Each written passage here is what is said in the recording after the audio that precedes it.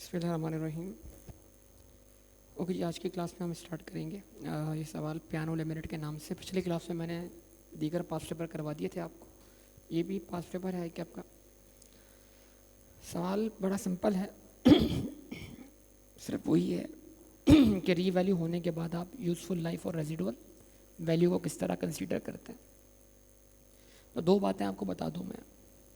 अगर year and पर revise residual value मौजूद हो और रिवाइज यूज़फुल लाइफ भी मौजूद हो तो फिर एसेट की डेप्रीसिएशन रिवाइज रेजिडुअल वैल्यू और रिवाइज यूज़फुल लाइफ के ज़रिए निकाली जाएगी। बस ये पॉइंट दिमाग में बैठाएंगे, आपसे क्वेश्चन सॉल्व हो जाएगा। बाकी कोई इसमें बड़ा मसला नहीं है, ठीक है। रिक्वायरमेंट पहले पढ़ लें क्वेश्चन की क्या है, उसके हिसाब से इसको हम आगे कंटिन्यू करते हैं।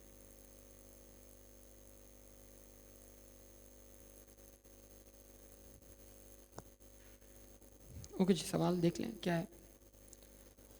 The following information pertains to Piano Limited. Number 1, acquisition के बारे में इंफॉर्मेशन है। दो एसेट हैं, एक प्लांट है, दूसरा इक्विपमेंट है। डेट ऑफ एक्विजिशन 1 जनवरी 2015। इसकी डेट ऑफ एक्शन 1 जुलाई 2015। Cost 500 million, 360 million. Useful life 10 साल, 12 साल। Residual value 60 million, residual value nil. दोनों का डेप्रीसिएशन मेथड स्ट्रेट लाइन है। रिक्वायरमेंट क्या है? रिक्वायरमेंट है, कहता है calculate depreciation on each asset for 2015 to 2018। यानी डेप्रीसिएशन की क्या मांगी है? कैलकुलेशन मांगी है 2015 से लेकर 2018 तक, ठीक है। अच्छा, दोनों एसेट के लिए इम्पैक्ट मांगा है। उसके बाद और रिक्वायरमेंट क्या मांगी है? Prepare entries to record revaluation in 2018। 2018 की क्या मांगी है? रीवैल्यूएशन की एंट्रीज मांगी है। और entries to record depreciation expense, incremental depreciation, elimination of accumulation are not required. Further entries prior to 2018 are also not required. वो कहता है ना डेप्शन की एंट्री चाहिए, ना इंक्रीमेंटल डेप्शन की एंट्री चाहिए, ना एलिमिनेशन ऑफ अक्यूमुलेटेड, कुछ भी नहीं चाहिए। सिर्फ ये मालूम करो कि 2018 पर तुम क्या एंट्री बनाओगे, किस चीज़ की? रीवैल्यूएशन की, बस। तो ये वही इस तरह का ही सवाल है जिसके अंदर आपको डायरेक्ट वैल्यूज़ पे अगर जम करना आता हो तो आप बड़ी आसानी से जम कर लेंगे। हाँ, डेप्रीसिएशन की कैलकुलेशन जो उसने हमसे मांगी है वो 15 से लेकर 18 तक की मांगी है, वो हम डेप्शन कैलकुलेट कर लेते हैं। तो अब एक काम करते हैं, हम यहाँ पर एक स्ट्रक्चर बना लेते हैं जो वैसे तो फिल वक्त हमारा सोल्यूशन है लेकिन किसी में वर्किंग के तौर पे इस्तेमाल किया जा सकता है, ठीक है ना। Requirement number A, depreciation.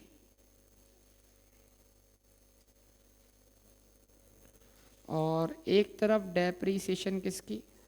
Plant की। दूसरी तरफ डेप्शन किसकी? इक्विपमेंट।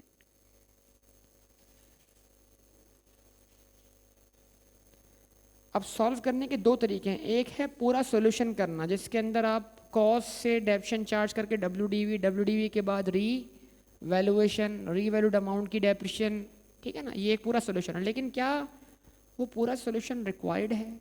नहीं। आप अपना सॉल्यूशन कम वक्त में दे सकते हैं अगर आपको हाँ वैल्यूज़ पे जम करना आता है, आपको पता है कौन सी डेट पर क्या किस अमाउंट पे डेप्शन चार्ज हो। तो रिक्वायरमेंट आपने अच्छी तरह पढ़ ली है। इसका मतलब जितने भी ईयर्स दिए हुए हैं 15 से लेकर, आवाज़ नहीं आई, 18 तक, उन सब की हमने चार्ज करनी है डेप्रीसिएशन। अच्छा, तवज्जो दरकार होगी, अब जरा देखिएगा। ये एसेट फर्स्ट टाइम रीवैल्यू हो रहा है 31 दिसंबर 2016 पर। इसका मतलब प्लांट 2015 में इस 500 की कॉस्ट पे ही डेप्रिशिएट होगा।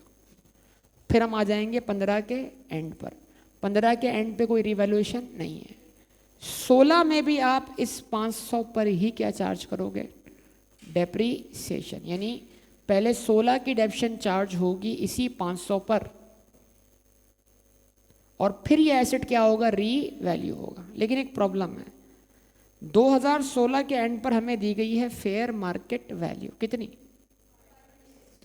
इस क्वेश्चन में एक ट्रैप लगा हुआ है, वो ट्रैप है रेजिडुअल वैल्यू।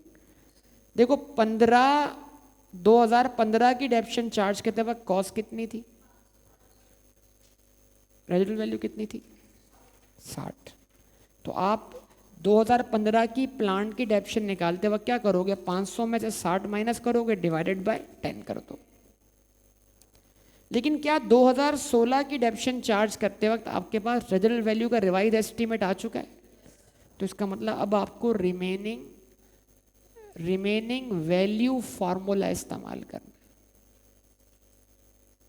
क्यों, क्योंकि 2016 की डेप्शन निकालते वक्त यूजफुल लाइफ तो रिवाइज नहीं हुई, लेकिन रेजिडुअल वैल्यू रिवाइज हो गई है।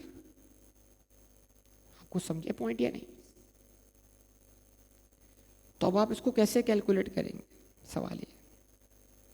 डायरेक्ट कर सकते या शेड्यूल बना के ही करें, जिसमें WDV टू WDV मूवमेंट आ रही हो। डायरेक्ट आपका दिमाग एक्सेप्ट करेगा, सवाल है कि नहीं करेगा, पूछ रहा हूं मैं आपसे वैसे। ठीक है, अब उसके बाद अदर इंफॉर्मेशन पढ़ लेते हैं हम।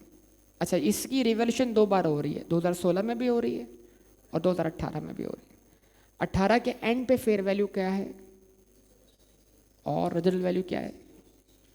मैं फिर बोलूं, जब भी रिवैल्यूएशन परफॉर्म कहाँ हो रही होगी, तो जो पुराना कैरिंग अमाउंट है उसी पर डेप्रीसिएशन निकाली जाएगी। लेकिन हाँ, डेप्शन पुराने कैरिंग अमाउंट पे डेप्शन निकालते वक्त अगर हमारे पास रिवाइज यूजफुल लाइफ और रिवाइज रेजिडुअल वैल्यू अगर क्या है मौजूद है, तो फिर हम उसको यूज करेंगे। अब इसको अच्छी तरह पढ़ लीजिएगा आप सवाल। PL uses revaluation model for subsequent measurement and accounts for revaluation on net replacement value method. There is no change in useful life of plant. Plant की useful life में कोई change नहीं है, लेकिन plant की residual value में change है, ये मसला है। The remaining useful life of the equipment was estimated as 15 years and 10 years in 2016 and 18 respectively. यानी इनिशियल एस्टीमेट के वक्त तो देख लो, सुन लो बात को, इनिशियल एस्टीमेट के वक्त तो इक्विपमेंट की यूजफुल लाइफ कितनी बताई गई, 12 साल। आप इस पे डेप्शन चार्ज करोगे 6 महीने की, तो फिर रिमेनिंग लाइफ कितनी बची, 11.5 साल। लेकिन कहता है क्या है, remaining useful life equipment was estimated as 15 years and 10 years, 16 and 18 respectively.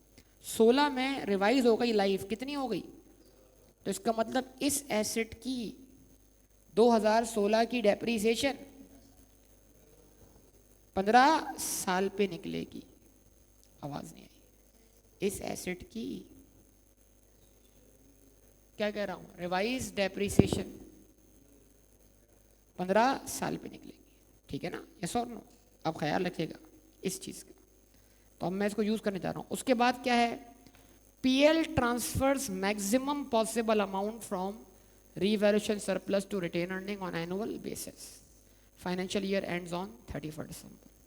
अब सवाल ये है कि क्या आप रिक्वायरमेंट नंबर 1 और 2 फॉलो कर पाते हैं, नहीं कर पाते। सबसे पहले हम लिखेंगे 2015। 2015 प्लांट की कॉस्ट सर कितनी, प्लांट की कॉस्ट कितनी, 500 मिलियन। प्लांट की कॉस्ट 500 मिलियन। प्लांट की initial estimated residual value 60 million. Plant का depreciable amount 440 million divided by 10, 44 आ गई डेप्रीसिएशन।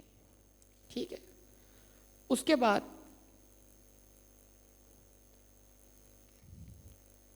दूसरे नंबर पर इक्विपमेंट की कॉस्ट 360, 360 में कोई रेजिडुअल वैल्यू नहीं है, यस और नो। 360 को जब हम डिवाइडेड बाय 12 करते हैं और मल्टीप्लाई बाय 6 डिवाइड बाय 12 करते हैं तो 15 किया जाती है डेप्रिसिएशन।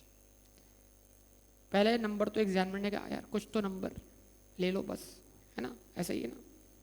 उसके बाद आती है 2016 की डेप्रिसिएशन। प्रॉब्लम क्या है, 2016 की डेप्रिसिएशन के लिए मुझे रिमेनिंग यूजफुल लाइफ वाला फॉर्मूला इस्तेमाल करना होगा।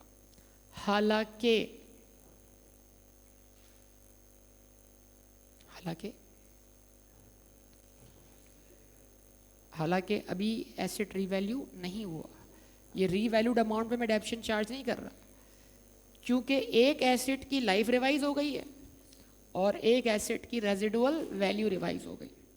तब आप मुझे देख के बताओ कि प्लांट की 2016 में रिवाइज रेजिडुअल वैल्यू कितनी है।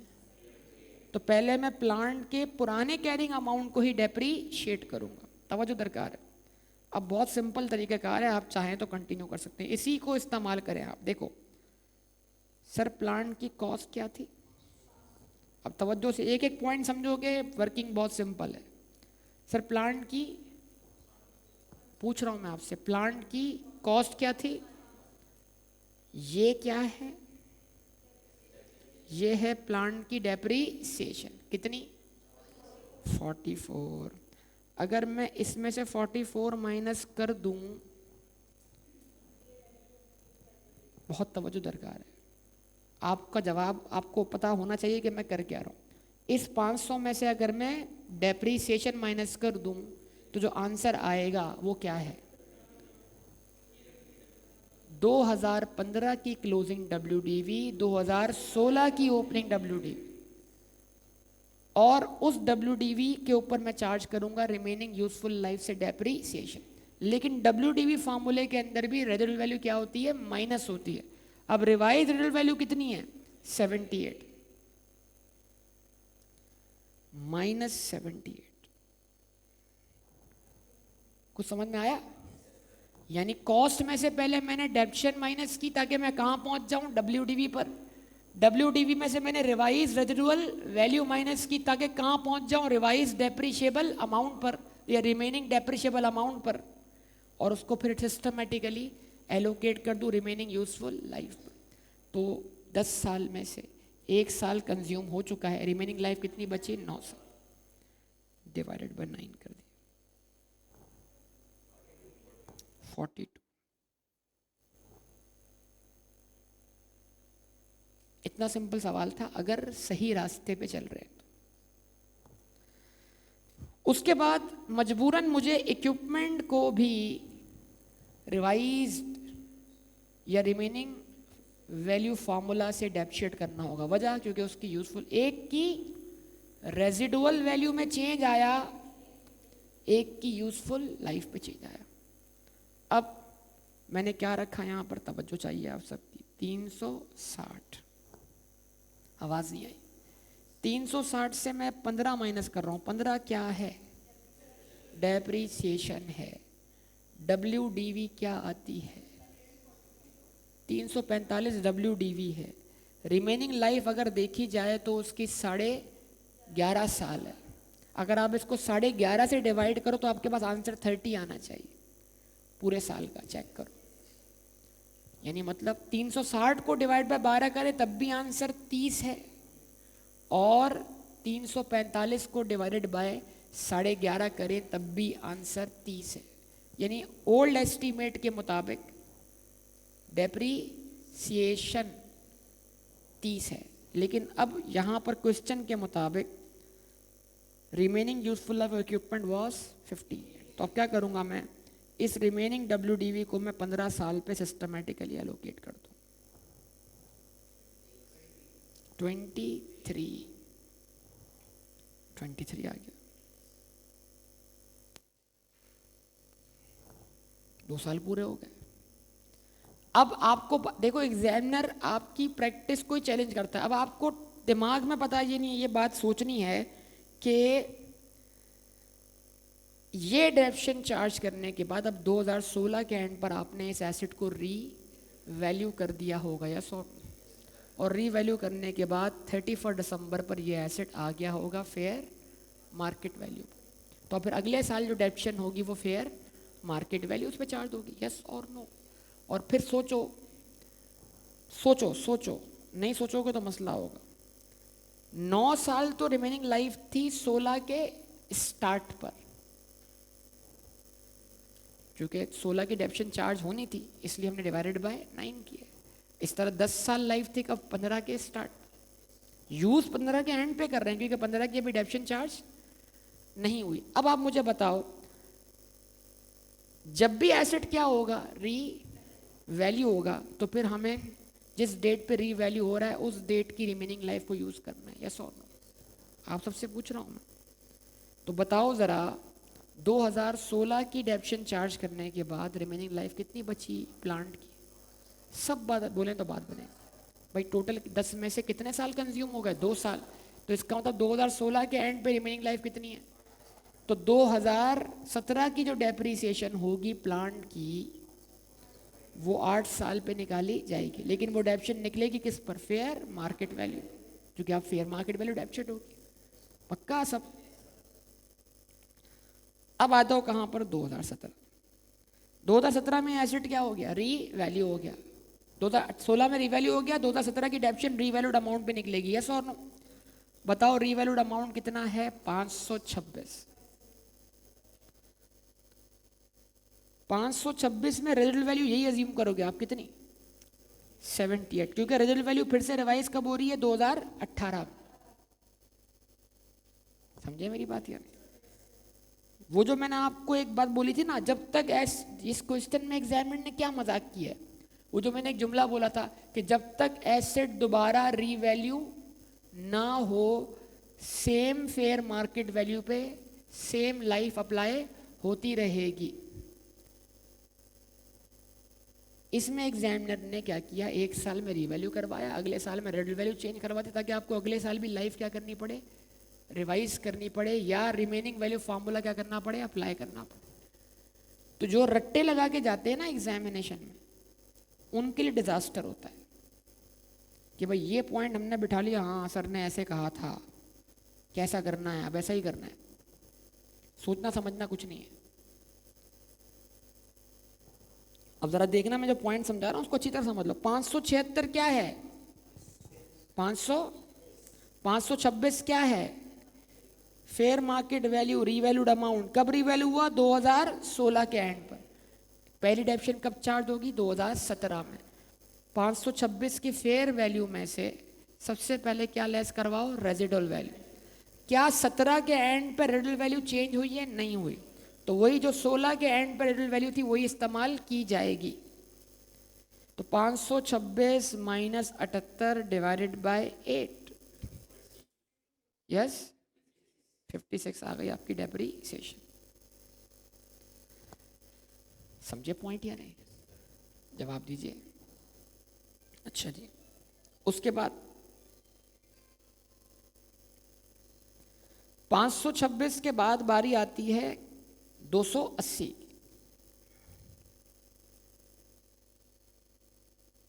इस वाले केस में कोई रेजिडुअल वैल्यू नहीं है। अब जरा सोचिएगा, लास्ट ईयर रीवैल्यू करने से पहले आपने कितनी लाइफ से इसको डेप्रिशिएट किया, लाइफ फिर से रिवाइज कब हो रही है, 18 में, 17 में रिवाइज, लेकिन आपने इस अमाउंट से इस ईयर से डेप्शन चार्ज करने के बाद एसेट को तो रीवैल्यू कब हुआ, इस 15 को यूज करने के बाद। तो 15 में से एक साल क्या हो गया, कंज्यूम हो गया। तो रीवैल्यूड अमाउंट अब अगले साल कितने से डेप्शिएट होगा, 14 से। तो 280 को डिवाइडेड बाय 14।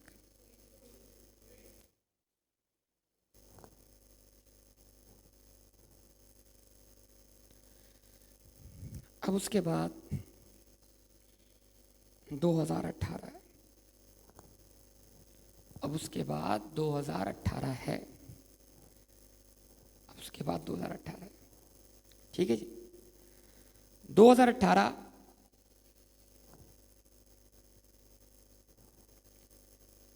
मैं एसिड रीवैल्यू आखिर में होगा, यानी डेप्रिशिएट इसको ही करना है। अब ज़रा समझना बात को, 526 लास्ट रीवैल्यूड अमाउंट, लेकिन प्रॉब्लम क्या है, समझो बात को, मैं जो जुमला बोल रहा हूं उसको समझो। 2017 की जो डेप्रीसिएशन है, ये सुन लो, समझ लो, याद रख लो, 2017 की जो डेप्री वो 526 पे ही निकल रही है। जवाब दे। तो मैंने आपको कहा था कि जब तक ये दोबारा रीवैल्यू, आप इसको चेंज, जब तक ये चेंज खुद एग्जामिनर ना बताए, ऐसे ही कहा था ना मैंने। तो इसका मतलब 526 माइनस 78 डिवाइडेड बाय 8 ही इस साल की डेप्शन होती,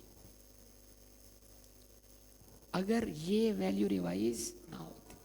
इसका मतलब 18 के एंड पर रिवाइज रेजिडुअल वैल्यू कितनी दी गई है, 64। तो इसकी वजह से मुझे रिमेनिंग वैल्यू फार्मूला इस्तेमाल करना पड़ रहा है। तो ज़रा तवज्जो से देखना, रिमेनिंग वैल्यू फार्मूला इस्तेमाल करने के लिए सबसे पहले जंप करना है WDV पर। तो 526 को मैं ऑलरेडी कितने से डेप्रिशिएट कर चुका हूँ, तो मैं जब 526 में से 56 माइनस करता हूँ तो मैं आ जाता हूँ रीवैल्यूड WDV पर। कितनी, 400। भाई सब लोग कैलकुलेटर चलाइए ना, 470। 470 में से अब मैं माइनस करूंगा रिवाइज रेजिडुअल वैल्यू, ताकि मुझे मिल जाए रिवाइज रिमेनिंग डेप्रिशिएबल अमाउंट। कितना, नहीं, रेजिडुअल वैल्यू कितनी है, 64। अब क्योंकि मैं रिमेनिंग वैल्यू फार्मूला इस्तेमाल कर रहा हूं तो मुझे रिमेनिंग लाइफ इस्तेमाल करनी चाहिए। तो अब मैं इसको डिवाइडेड बाय 7 करूंगा। अगर रेजिडुअल वैल्यू चेंज तो 56 ही इस साल की क्या होती है, ये बात ध्यान में रखिएगा। आंसर क्या आया, 50। उसके बाद इस पर भी डेप्शन चार्ज होगी सेम रीवैल्यूड अमाउंट पर, लेकिन मसला ये है कि लाइफ में क्या आ रहा है, चेंज आ रहा है। अब देखिएगा 280 क्या था, मैं जो बोल रहा हूँ लास्ट रीवैल्यूड अमाउंट, इसको मैं इस साल भी डिवाइडेड बाय 14 करके आंसर 20 ही निकालता, क्योंकि जब तक कि दोबारा रीवैल्यू ना हो ये उसी तरह डेप्रिशिएट होता रहेगा। लेकिन अब प्रॉब्लम क्या है, 18 के एंड पर यूजफुल लाइफ फिर से क्या हो गई है, रिवाइज हो गई। 18 के एंड पे यूजफुल लाइफ कितनी हो गई है, 10 साल। तो अब इसका मतलब जब यूजफुल लाइफ रिवाइज, तो मुझे रिमेनिंग वैल्यू फार्मूला इस्तेमाल करना है और उसके लिए मुझे चाहिए WDV। तो इस 280 को रीवैल्यू करने के बाद मैंने अब तक सब्सिक्वेंटली 20 की डेप्शन क्या की है, चार्ज की है। 280 माइनस 20 कितना बनेगा, 260। और 260 को अब मैं डिवाइड करूंगा 10 से। समझे बात, यार ये आपके सामने है। इट मीन्स पार्ट ए तो बड़े मजे से सॉल्व हो गए अगर आपके कॉन्सेप्ट बिल्कुल ठीक है तो। अब पार्ट बी, ये है असल की। पार्ट बी में उसने हमसे कहा है कि बेटा मुझे चाहिए क्या, रीवैल्यूएशन की एंट्री। पक्का, कैसे बनेगी सवाल, आपको ये कैलकुलेशन समझ में आई, ये नहीं आई, चलिए ये कैलकुलेशन मैंने डायरेक्ट कर दी। लेकिन अगर आपको मल्टीपल चीज़ें बनानी हो ना एक वक्त में, तो उसके लिए एक ऐसी वर्किंग हो सकती है जिसके अंदर हर मूवमेंट हम एक साथ निकालें। वर्किंग, वो नोट नहीं होगा। तो ये आपको मल्टीपल वर्किंग दिखाने का मकसद ये है कि आप देख लें सिचुएशन वाइज आपके लिए कौन सी वर्किंग सूट करती है, ये आपको देख लेना चाहिए। अब बताओ, रिक्वायरमेंट नंबर जो बी है वो सॉल्व करने का कोई रास्ता। Prepare entries to record revaluation in 2018, entries to record depreciation, वो ये थी 18 की डेप्शन। उसके बाद इंक्रीमेंटल डेप्शन, एलिमिनेशन, ये कुछ भी नहीं चाहिए, डायरेक्ट वो जम करवाना चाहता है किस पर, तो एक सिंपल सा तरीकाकार है, लास्ट रीवैल्यूड अमाउंट कितना है।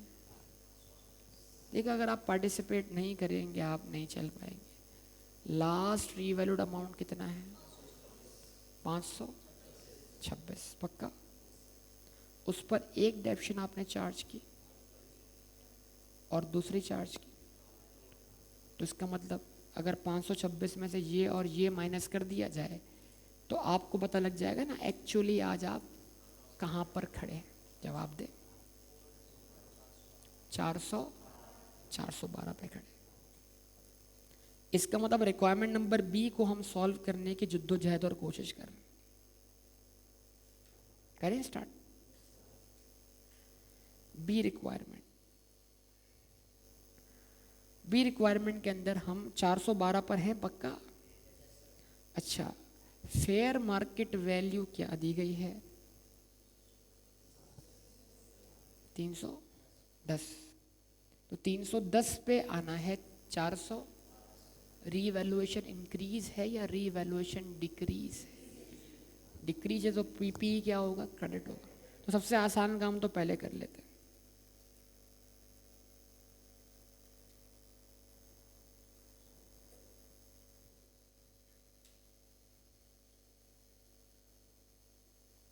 प्रॉपर्टी प्लांट इक्विपमेंट क्रेडिट, ठीक है, चाहो तो उसकी वर्किंग दिखा दो यहाँ पर।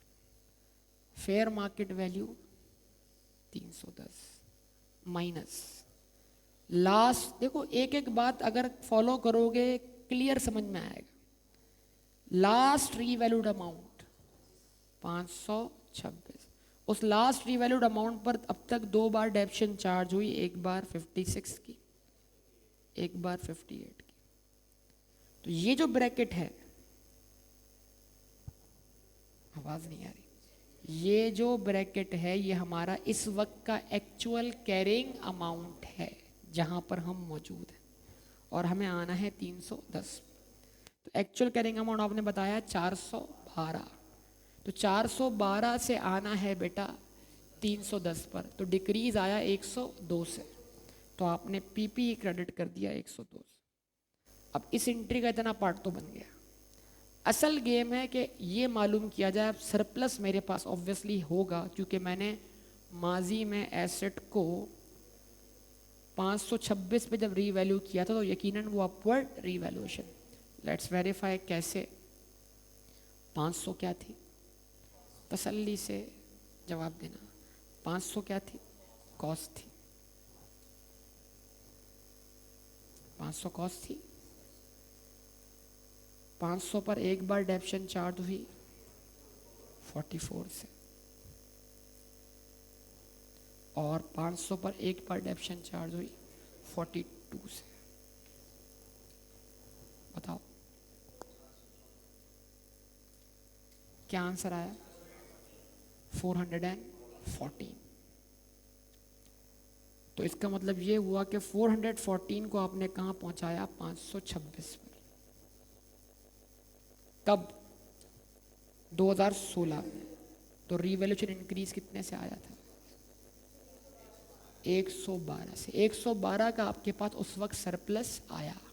कब आया, 2016 के एंड पर। उस सरप्लस पर इंक्रीमेंटल डेप्रिसिएशन आई 17 में भी और 18 में भी। वो इंक्रीमेंटल डेप्शन अगर आप इसमें से क्या करवा दो, माइनस करवा दो, तो आज हमारे पास रिमेनिंग सरप्लस का बैलेंस होगा। अब प्रॉब्लम क्या है, खतरनाक मसला है। ये क्वेश्चन रट्टों को चैलेंज करता है।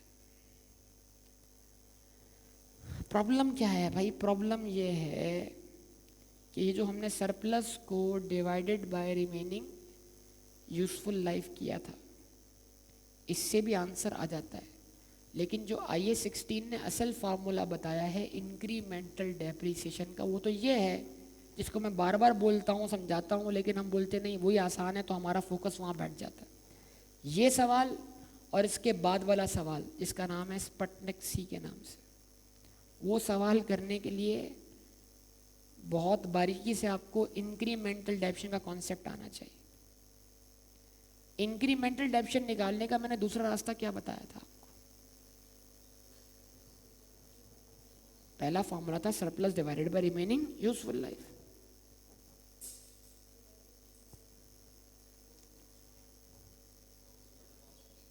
रिमेनिंग यूजफुल लाइफ बताया था ना। लेकिन एक फॉर्मूला और भी था जो IA-16 ने बयान किया। IA-16 ने ये सरप्लस को divided by remaining useful life वाला फॉर्मूला नहीं बताया। ये तो एक हमारा शॉर्टकट है कि जाहिर सी बात है जितने से एसिड का कैरिंग अमाउंट ज्यादा है उतने से क्या आ रही है, एक्सेस डेप्रीसिएशन। IA-16 ने क्या बताया? IA-16 ने कहा कि रीवैल्यूड डेप्रीसिएशन में से अगर आप हिस्टोरिकल कॉस्ट डेप्रीसिएशन क्या करें, माइनस करें, तो आपको क्या मिल जाएगी? Incremental depreciation. फॉर्मूला याद है या नहीं याद? Revaluation based depreciation minus historical cost depreciation, difference is what? Incremental depreciation. तो अब आपको यहां पर यह मालूम करके बताना है कि यहां सरप्लस का रिमेनिंग बैलेंस क्या है। ठीक है, तो उसके लिए हम एक काम कर लेते हैं, हम एक छोटी सी वर्किंग कर लेते हैं मजीद बी के लिए।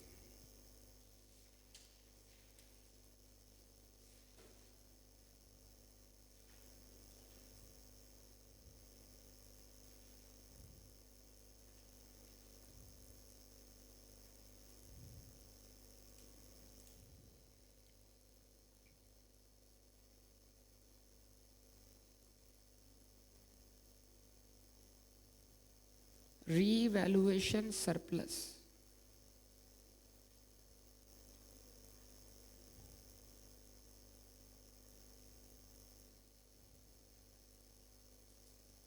Plant equipment.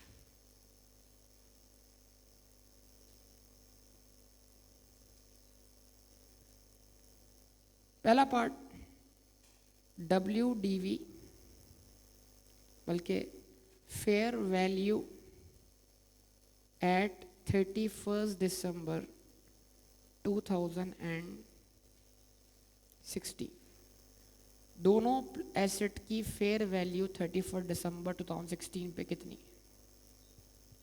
क्वेश्चन के मुताबिक जी 526 और 280।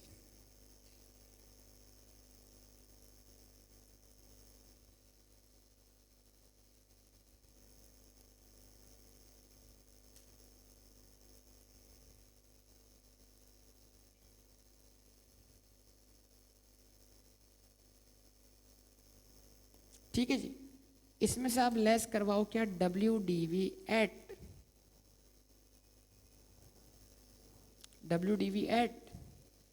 31 दिसंबर 2016।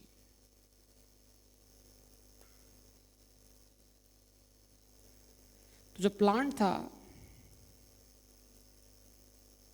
उस पर अब तक आप 2 साल की डेप्शन चार्ज कर चुके हैं, याद होगा आपको। तो 500 माइनस 44 एंड माइनस 42,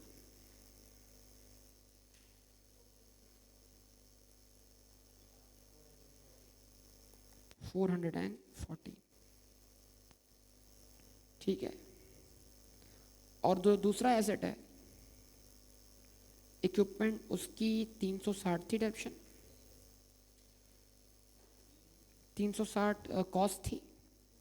कॉस्ट में से पहले साल आपने 15 की डेप्शन चार्ज की, दूसरे साल 23। WDV 322। इसका मतलब ये हुआ कि एक एसेट अपवर्ड रीवैल्यू हुआ, एक एसेट डाउनवर्ड रीवैल्यू। ठीक है जी, तो रीवैल्यूएशन इंक्रीज या डिक्रीज?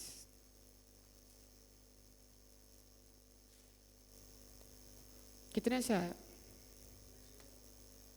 140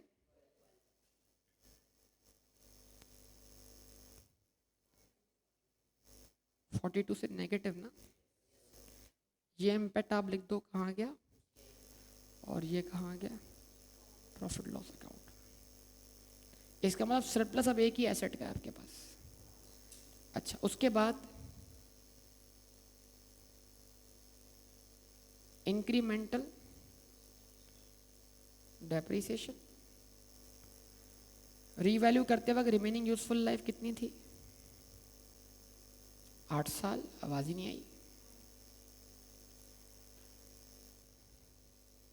तो आपने क्या किया, 112 को डिवाइडेड बाय 8 कर दिया,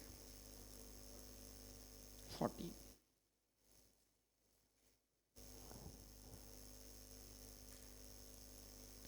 और यहां एक चीज और लिखे आप, डिक्रीज इन डेप्रीसिएशन, क्योंकि आपने रिवॉल्यूशन लॉस रिकॉर्ड किया तो उसकी वजह से डिक्रीज इन डेप्रीसिएशन आ रहा होगा। तो जो 42 है वो जब अगले साल डेप्रिशिएट होगा तो 42 WDV का पार्ट नहीं होगा। ये पॉइंट याद है आपको?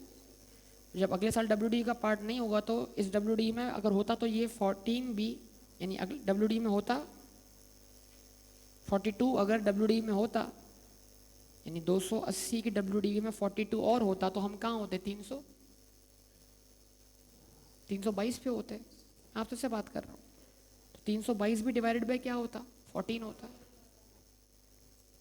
तो इसका मतलब अब 280 डिवाइड बाय 14 हो रहा है, इट मीन्स 322 डिवाइड बाय 14 नहीं हो पा रहा है। तो 322 डिवाइडेड बाय 14 जब नहीं हो पा रहा तो उसमें मौजूद 42 जो है वो डिवाइडेड बाय 14 नहीं हो पा रहा, तो हम 42 के ऊपर कितने से कम डेप्शन चार्ज कर रहे हैं, 3 से।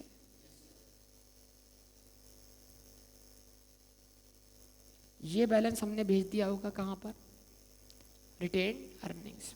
और ये बैलेंस हमने कुछ नहीं किया होगा, ये ऑटोमेटिकली हमारी अगले साल की डेप्शन क्या ही होगी, कमाई होगी। ठीक है, मैं रिमेनिंग लाइफ के बजाय चाह रहा था कि आप एक दफ़ा वेरीफाई करें कि अगर मैं कॉस्ट बेस्ड डेप्रीसिएशन से कंपैरिजन करूं तब भी आंसर सेम आता है कि नहीं आता। ये मैं चाह रहा था यहाँ पर आपसे। उसमें आप लोग ने एकदम से फ्लाइट पकड़ी और आपने बोला यार कौन सोचेगा इसको, बताइए। अब आपसे सवाल ये है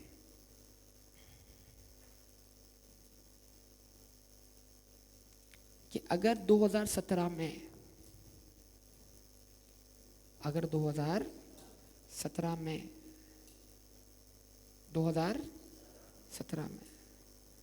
कॉस्ट पे ही डेप्शन चार्ज होती है तो 17 की डेप्शन भी 42 ही होती है। ये बात पता है आपको क्यों? क्योंकि लाइफ रिवाइज हुई है ना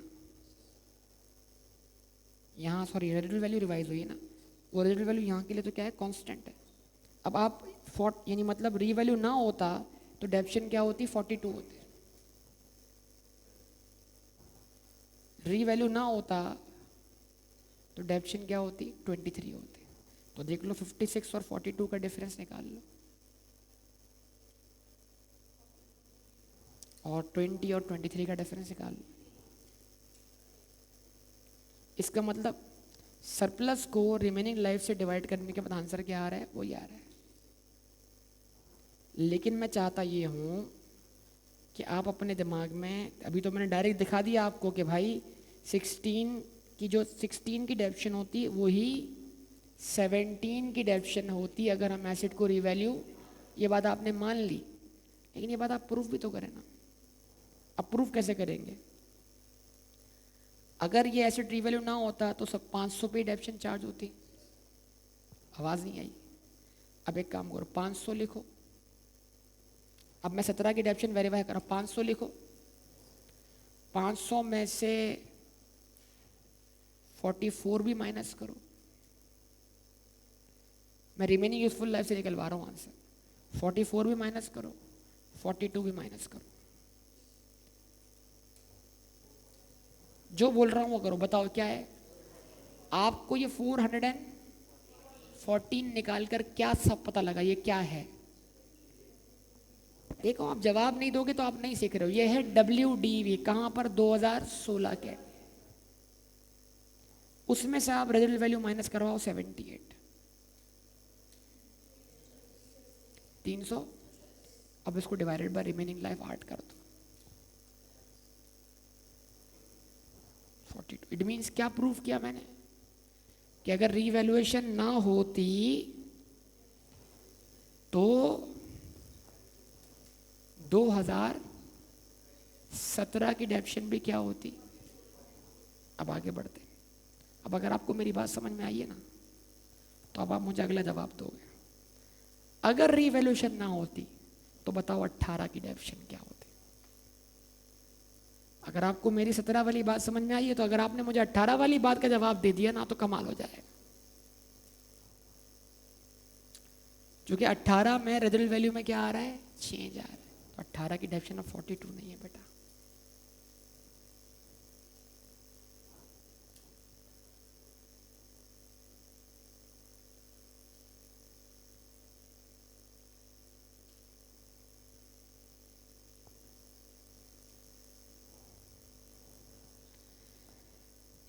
आपको मेरी 17 वाली कैलकुलेशन समझ में आई। 500 मैंने कॉस्ट रखी, 2 साल की डेप्शन क्या कर दी, माइनस कर दी। WDV आ गई, उसमें से क्या लेस करवाई, रेजिडुअल वैल्यू, डिवाइड कर दिया रिमेनिंग यूजफुल लाइफ से। आवाज नहीं आई। वही काम यहाँ भी करो ना। 500 रखो, टाइप करें, शाबाश, सीख जाएं, समझ जाएं।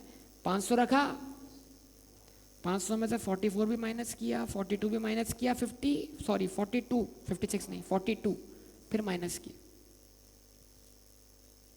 WDV बताओ, 372। 372 में सब 78 माइनस नहीं करना, 64 माइनस कर।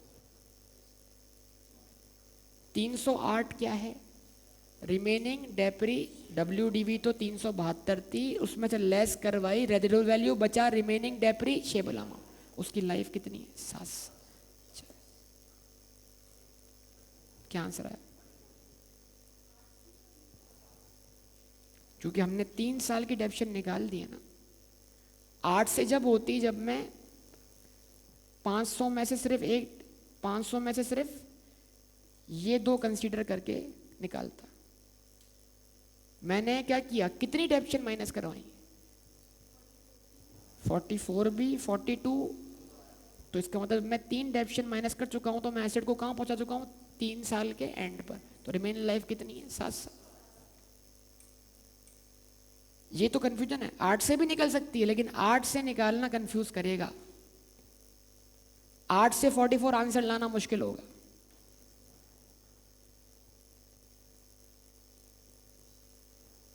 अब सोचिए, रेजिडुअल वैल्यू रिवाइज हो रही है ना, तो रिमेनिंग वैल्यू फार्मूला ही लगेगा। और रिमेनिंग वैल्यू फार्मूला का फार्मूला क्या है, WDV निकालनी है, उसमें से लेस करवानी है क्या, इसलिए 8 से नहीं निकाल सकता। हाँ बताओ, क्या है डेप्शन, 44 और 58 का डिफरेंस 14। इसका मतलब क्या हुआ सर,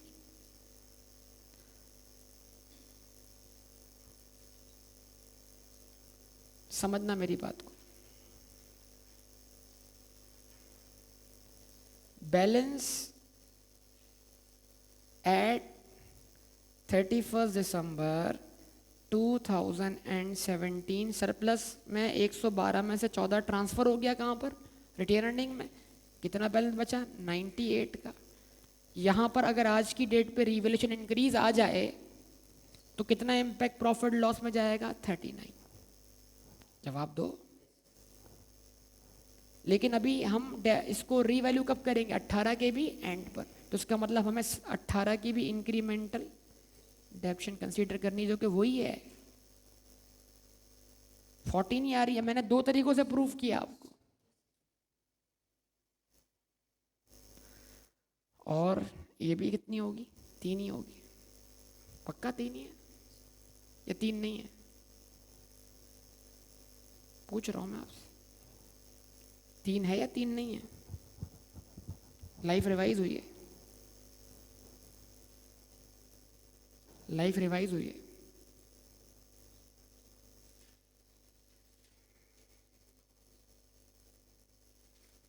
यहां तो लाइफ रिवाइज नहीं हुई। ये बहुत कंफ्यूजन है क्वेश्चन। सर वहां आप 7 ले रहे हैं, भाई वहां 7 लाइफ रिवाइज नहीं हुई, वहां 7 ले रहा हूं रेजिडुअल वैल्यू के चेंज की। यूजफुल लाइफ में कोई चेंज नहीं आया। अगर रेजिडुअल वैल्यू वहां क्या होती, सेम होती, तो वहां भी डिवाइडेड बाय 8 कर रहा होता। समझे हो मेरी बात यार? अब यहां तो लाइफ चेंज हुई है ना, कितनी हुई है? 10 साल। तो मैंने इस साल की डेप्शन निकाली है डिवाइडेड बाय 10 करके, ना के 14 करके। तो अब क्या करूंगा मैं? Decrease in depreciation 39 divided by 10, 3.9 आएगा ना। 3.9 को हम राउंड करके 4 मान लें।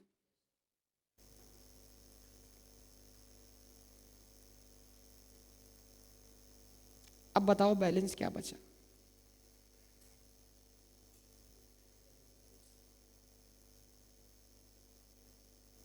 इधर क्या बचा और इधर 35। अब ये 84 और 35 हमारे काम आ रहा है। कहाँ? यहां देखो। तो जिस वक्त हम प्रॉपर्टी प्लांट इक्विपमेंट को डाउनवर्ड रीवैल्यू कर रहे हैं, कितने से? कितने से? 102 से। तो उस वक्त हमारे पास सरप्लस का बैलेंस कितना है? तो अब क्या करें? इस एक एंट्री को बनाने के लिए इतनी मेहनत करनी पड़ी है। यानी अगर इस सवाल में डेप्रीसिएशन के मार्क्स, अगर आपका कॉन्सेप्ट क्लियर है तो आपने आसानी से हासिल कर लिए। लेकिन एग्जामिनर ने एक बहुत बड़ा ट्रैप बिछाया हुआ था रिवैल्यूएशन सरप्लस के लिए। और अगर हमेशा सरप्लस का या किसी भी चीज़ का सही आंसर ढूंढने के लिए आपको दोनों तरीकों से आंसर को वेरीफाई करना चाहिए। अगर दोनों तरीकों से वेरीफाई हो रहा है तो फिर आप बिल्कुल ठीक रास्ते पर। तो अब प्रॉपर्टी प्लांट इक्विपमेंट क्रेडिट 102 से, जो डिक्रीज इन पीपी है वो सरप्लस के अवेलेबल बैलेंस से क्या है? ज़्यादा है। तो सरप्लस पूरा का पूरा खत्म हो जाएगा। कितने से? तो बाकी इंपैक्ट रिवैल्यूएशन लॉस, जिसका इंपैक्ट जाएगा प्रॉफिट एंड लॉस। 18 से बन गई एंट्री। ठीक है। अब आते हैं कहां पर? दूसरे एसेट की तरफ। अब आप बताओ दूसरे एसेट का लास्ट रिवैल्यूड अमाउंट कौन सा है? शाबाश, 526। आवाज ही नहीं है, सॉरी 280। 280 पर आपने रीवैल्यू होने के बाद 20 और 26 की क्या चार्ज की है? शाबाश, चलें कोशिश करें। इक्विपमेंट का रीवैल्यू, लास्ट रीवैल्यूड अमाउंट कौन सा है? 280। 280 पर आपने एक बार डेप्शन चार्ज की 20 से, एक बार चार्ज की 26 से। बताइए 234। 234 क्या है? WD। अब उसकी फेयर मार्केट वैल्यू क्या है? 234 से कहाँ लाना है? 275 पर डिफरेंस 41। तो 41 का इंक्रीज है, और 41 के इंक्रीज पे लाने के लिए 35 तक का जो इंक्रीज होगा वो कहाँ जाएगा? प्रॉफिट एंड लॉस अकाउंट, और उससे एक्सेस सरप्लस थ्रू OCI। ये वर्किंग हमारी हेल्प करेगी। अब देख लें आप सब लोग। अब मैं क्या कर रहा हूँ, ये पहला क्या था? प्लांट था ना, तो उसको प्लांट का नाम दे रहा हूँ ताकि फर्क हो जाए दोनों की एंट्रीज। दूसरा क्या है? इक्विपमेंट। Equipment debit. अब वर्किंग करके दिखा रहा हूं फिर को आप लोगों को। Current fair market value 275। शाबाश, participation. Current fair market value कौन सी? 2018 के एंड पर कितनी? ठीक है, कंफर्म। अच्छा, लास्ट रीवैल्यूड अमाउंट 280। उस लास्ट रीवैल्यूड अमाउंट पे 17 और 18 की डेप्रिसिएशन, एक 20 और एक 26। तो 18 बेटा सुने, एक एक लफ्ज सुने। 2018 के एंड पर रीवैल्यू करने से पहले की WDV बोलो ना यार, अगर आप सीख रहे हो। 234 से लाए 275 पर। इक्विपमेंट को डेबिट किया कितने से? 40। अब यहां भी लगाया वर्किंग नंबर 1 का रेफरेंस कि भाई 84 कैसे आ रहा है, और यहां आपने लिखा री वैल्यूएशन इनकम वर्किंग नंबर 1 कितनी? 35 से, और उससे अब जो इम्पैक्ट है वो बैलेंसिंग फिगर है, रीवैल्यूएशन सरप्लस थ्रू OCI कितने से? 6 से। तो अगर टॉपिक पे कमांड होना बेटा तो ये सवाल मुझे पता है इसमें यूजफुल लाइफ वाला गेम बहुत कंफ्यूज कर सकता है, लेकिन कॉन्सेप्चुअली अगर आप इसको करो, समझो कि कहाँ पर मैं क्या यूज़ कर रहा हूँ और क्यों यूज़ कर रहा हूँ। आपको 2 से 3 दफ़ा इस सवाल को सॉल्व करना है क्लियर होने के लिए खुद से। समझे बात या नहीं? मैं फिर अपनी बात आपको समझा दूं। देखो यहां मैंने एसेट के लास्ट रीवैल्यूड अमाउंट को ही डेप्रिशिएट किया है, यहां भी उसी रीवैल्यूड अमाउंट को डेप्रिशिएट किया। उसूली तौर पर यहां भी मुझे 8 यूज करना चाहिए, लेकिन क्योंकि 2018 की डेप्शन निकालते वक्त रेजिडुअल वैल्यू कम हो गई तो चेंज इन एस्टीमेट आ गया, इसलिए अब मुझे रिमेनिंग वैल्यू फार्मूला इस्तेमाल करना पड़ा। अगर यहाँ वैल्यू क्या रहती बेटा? 78 रहती, तो मैं इसको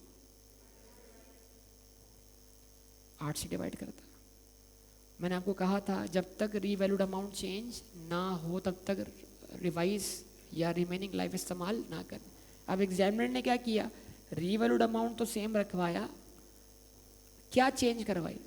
अब आप आज भी पढ़ लो रिमेनिंग वैल्यू फार्मूला के बारे में मैंने कंडीशंस लिखवाई, तो उनमें से अगर कोई एक भी कंडीशन अपेयर होती है तो आपको फार्मूला यूज़ करना पड़ेगा। यूजफुल लाइफ चेंज हो या रेजिडुअल वैल्यू चेंज हो या रीवैल्यू हो जाए ऐसे, या तो ये आपको याद रखना है, कोई एक कंडीशन भी चेंज होगी रिमेनिंग वैल्यू फार्मूला इस्तेमाल करना पड़ेगा। कुछ समझे बात या नहीं? ठीक है। लेकिन जब मैंने यहां पर सरप्लस निकाला तो मैंने इसको डिवाइडेड बाय 8 किया। क्यों? क्योंकि ये सरप्लस उस टाइम का था जिस टाइम पर ये रीवैल्यू हुआ था, और उस वक्त इसकी रिमेनिंग लाइफ 8। सरप्लस के आंसर पे कोई फर्क नहीं पड़ा, क्योंकि जितना भी अमाउंट हो वो उतनी ही इंक्रीमेंटल डेप्रीसिएशन देगा जितना वो उससे ऊपर है। मतलब अब अगर आप चाहते हो मैं यहाँ 7 इस्तेमाल करूँ तो मैं वो भी कर सकता हूँ। तो आपका सरप्लस कितना था? कम हो गया, कितना हो गया? तो 98 को डिवाइड बाय 7 कर लो, आंसर चेक कर लो। अगर आप चाहते हो मैं 7 यूज करूं तो फिर मैं 7 किस पे यूज करूंगा? 98 पे यूज करूंगा, तब भी आंसर सेम आएगा।